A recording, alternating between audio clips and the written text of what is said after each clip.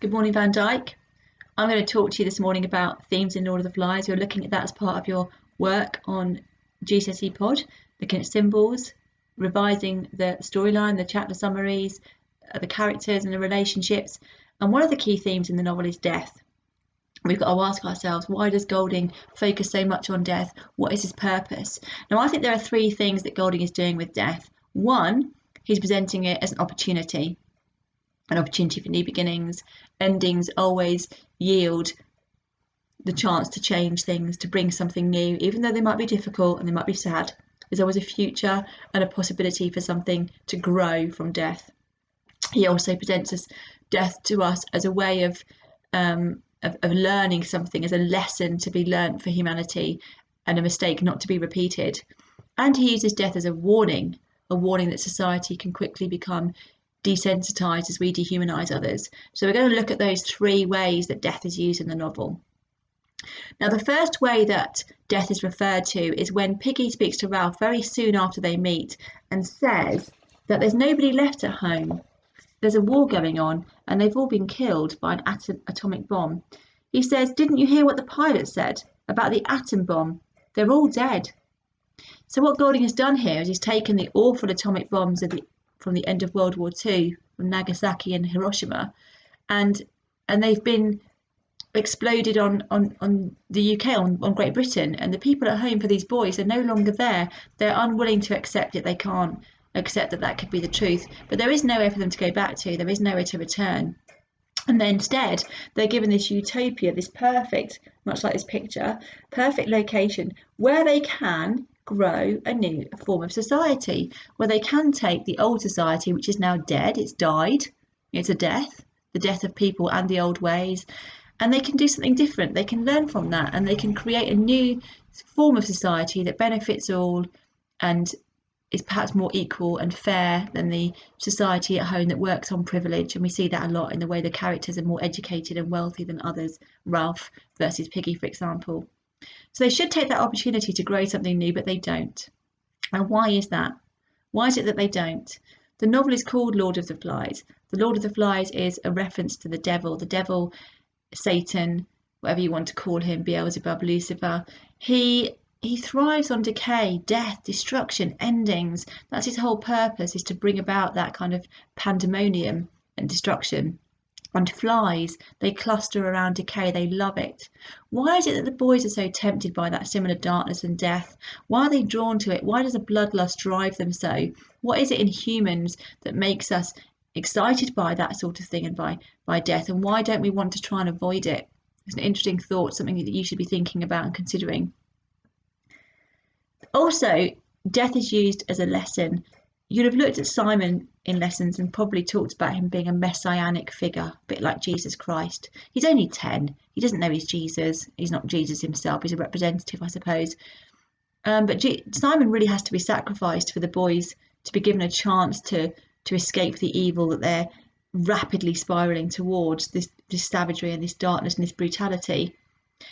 But when Simon is killed, and that awful description of being torn apart by teeth and claws, and one of the worst descriptions of a death in any book, I think, because it's so animalistic. There's such a mob culture of it there.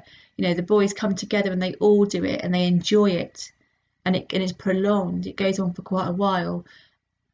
The most disturbing thing about it is after Simon's death, they don't learn. When Ralph refers to it as murder, the other boys are completely unwilling to accept that term. No, nobody wants to hear it. Nobody wants to take responsibility. Simon's death actually means nothing to them. They might have their inner feelings of guilt, but it's never projected.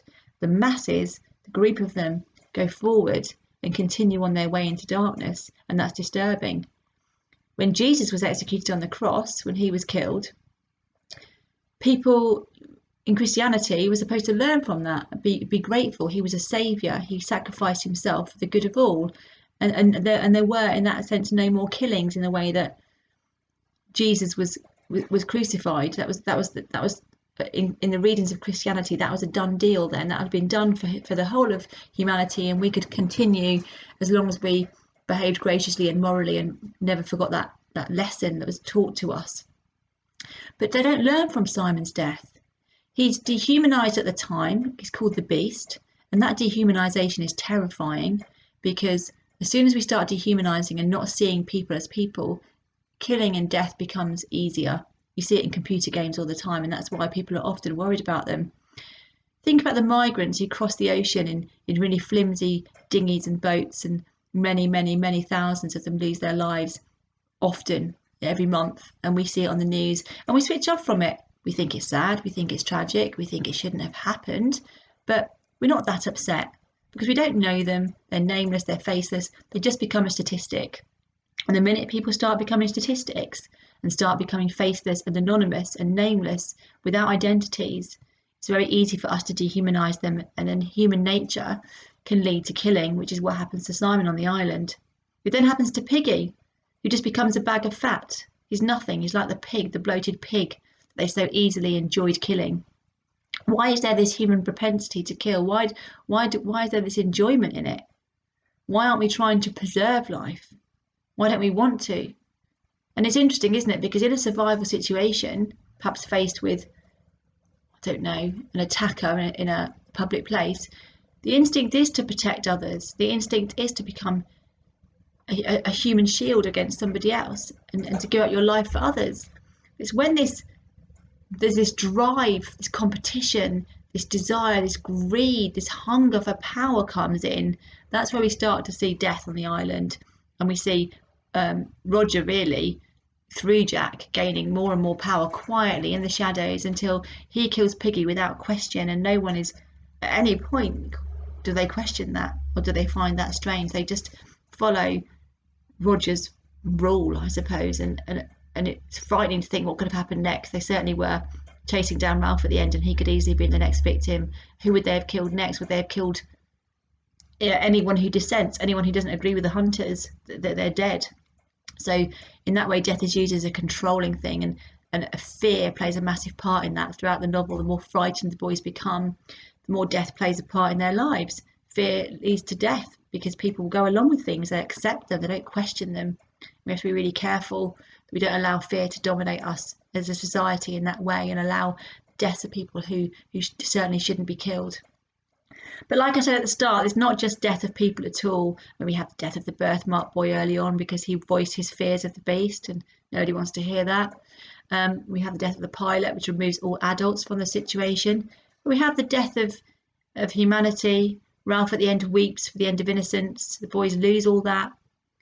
And they don't take those deaths of concepts, the death of society, the death of civilization, and use that opportunity for a new beginning. They use it as a way to just create more death. What you've got to ask yourself is, how does that relate to what Hobbes and Rousseau have said? You might want to look them up again. The idea of man being at war with itself and each other, or not, and what leads us to be so savage and brutal, and is it an inherent human instinct? Is that what we want? When we can, do we want to be involved in deaths? Why would we want to bring an end to our own race, to make ourselves extinct? We wouldn't. So there are lots of complicated things going on here. But Golding uses death as a lens for us to be able to explore human nature and the way people act and react and interact. It's really interesting. If the boys hadn't been saved at the end by the naval officer, I'm not sure they're saved, but they're physically saved, would there have been more death? At what point would it have stopped? And why isn't it that they didn't want to go for growth and hope and a future? What we need to learn from Lord of the Flies is whatever death we might see, whether it be through people, populations, societies, ideas, systems, endings, which some of them which can be, really important deaths that we need. We need the death of some systems to move on to new ones. When we have that opportunity, we have to stop and pause. We have to not be led by fear, not be led by the loudest voice, not be led by somebody else's desire and drive for power. But we need to stop and be human and think, what is the right thing to do here? When do I need to speak up? When is my voice important? It's always important, but when does it need to be heard? Don't, be brave. Let's look to new beginnings with hope, and collectively as a society to make things better for all of us, for the common good, rather than for the small cluster of people who in the novel are represented in Roger and Jack. So a lot of food for thought there. I've just tipped over 10 minutes.